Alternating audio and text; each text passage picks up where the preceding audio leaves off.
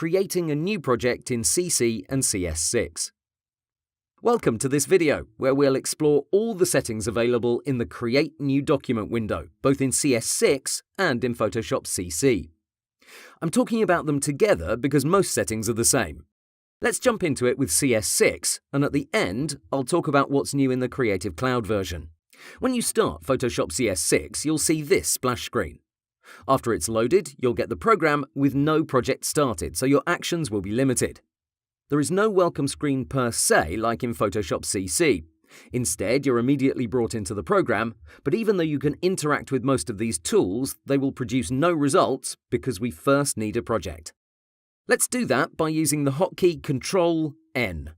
If you're on a Mac, simply swap Control with the Command key. An alternative is to go to File, New. In this new document window, you get to decide the foundation of your project, but I can tell you that everything can be adjusted later, so it's okay to change your mind for most of these settings.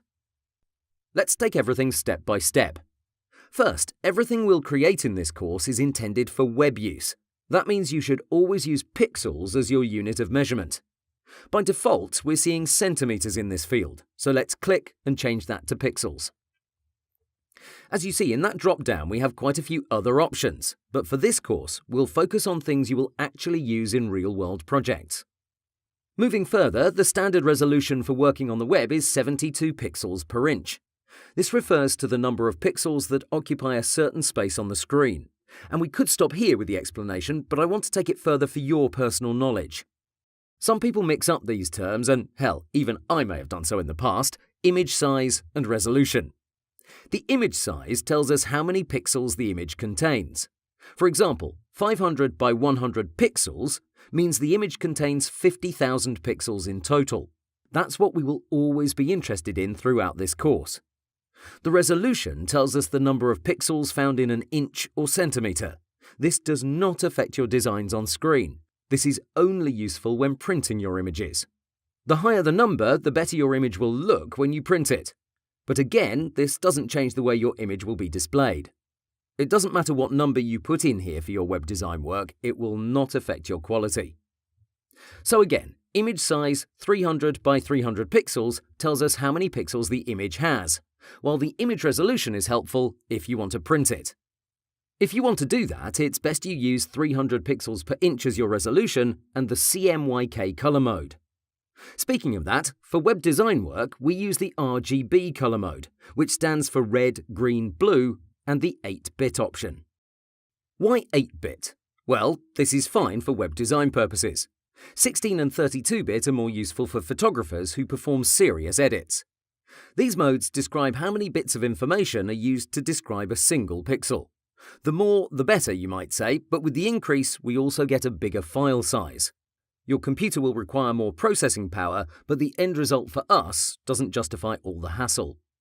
Regarding background contents, we have white as our default, and this refers to what we'll see on our screen after we press OK.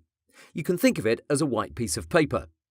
We have two other options: transparent, which will show us a grid and the background color, which is this one here, but be advised you can't change it if you have this window opened. You have to close it first, choose your color, and then restart your process. And this is true with most pop-up windows in Photoshop. You have to take action, close it, and only then can you continue to interact with the rest of the interface. If we click on the advanced icon, you'll see something about your color profile and your pixel aspect ratio. I won't get into it right now, but know that for web design work, we use sRGB, and square pixels is perfectly fine. Moving up to the first input fields, your width and height are the most important settings you'll put in when you use this new project command. I prefer to type them in by hand and use the tab to quickly move between them, but Photoshop also has some presets available. We're on the default Photoshop size, but we can easily switch to one of these other options. And by choosing one, you'll see our size drop-down will show different results. If we choose International Paper as the preset, we'll get A4, A6, A5, and so on for our sizes, which tell us how big our canvas will be. If we switch to Web, you'll see we have various sizes you might be familiar with. Unfortunately, in this version of Photoshop, we don't have Full HD in the drop-down. Full HD is 1920 by 1080 pixels. Luckily, we can add our own presets. As I type in my width, you'll see the preset will have automatically changed to custom. After I'm done, I can choose Save Preset. In this new window, I'm asked about the name of the preset, plus all the information I want saved. Hit OK, and now you'll see this new option in the main drop-down. Up top, the first field is Name. This is where you put in your project name, but I prefer to do that only after I've saved it. And that's something to notice. We are creating a new project here, but we aren't saving it anywhere on our drive. Notice we weren't asked for a location. So I prefer to leave it with its default name here, and when I save it, then I'll name it properly. One last thing I'd like to share is this. If you mix up your settings here and you want to go back to the default Photoshop options, just hold down the Alt or Option key on the Mac and the Cancel button will change to Reset. Hit that and everything will revert to their initial state. This doesn't remove your preset though. If we click on this drop-down, you'll still see it here. To remove it, just have it selected and now this Delete Preset button can be used. You're going to get a warning telling you that you can't revert this action. Hit Yes, and that's it. Great, we're now done with this screen. In Photoshop CC 2017, there have been a few improvements, so let's jump into it and see what's what. When you click New, you'll get the following window, which features several tabs according to the type of work you're planning on doing. Here, we're interested in the Web category. Here we can see several presets, starting from 1366 by 768 all the way up to 1920 by 1080. If you want to see more, click on View All Presets. Underneath these blank documents, you'll also get several resources that can jumpstart your project. These templates are free to use and they're a great starting point if you want to quickly learn a few things about Photoshop. Click on any preview and you'll see its information on the right side. Things like its name, author, short description, and so on. If you're not sure about it, you can see a bigger preview by clicking on See Preview. Here it is and you can scroll through this document. OK, let's download it and see what it's all about. It'll take a moment to sync it to your computer. After it's done, the Download button will change to Open. And here it is. It's ready to be edited, so feel free to jump into it guns blazing. For experienced Photoshop users, please note the document is labelled as Untitled. That's because these templates come under a new extension, .psdt, where the T stands for template. What's essential is you save your document with Ctrl+S after you're done with it. My advice, start from scratch. While these templates are great for total beginners, throughout this course I'm going to show you how to get a perfect start for each project. Let's go back to the New Document window. The project we've downloaded is going to now be available in the Recent tab. If you want to see only your templates, those are stored under Saved. But say these aren't for you. How do you set your own values?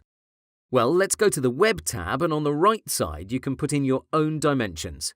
If you want to quickly swap your width and height values, click on the grayed out orientation icon. All the other settings are good to go for web use. One peculiar change is that we can't make our background transparent from the get-go. If you want that option that's been available in Photoshop for ages, you have to click on the Advanced Options title and it's still not available. That's because Adobe thought it would be a good idea for you to have to scroll down to the end. Now transparent magically shows up. Why do you have to click on Advanced and scroll down to get it? No idea. It's one of those silly amendments that doesn't make sense.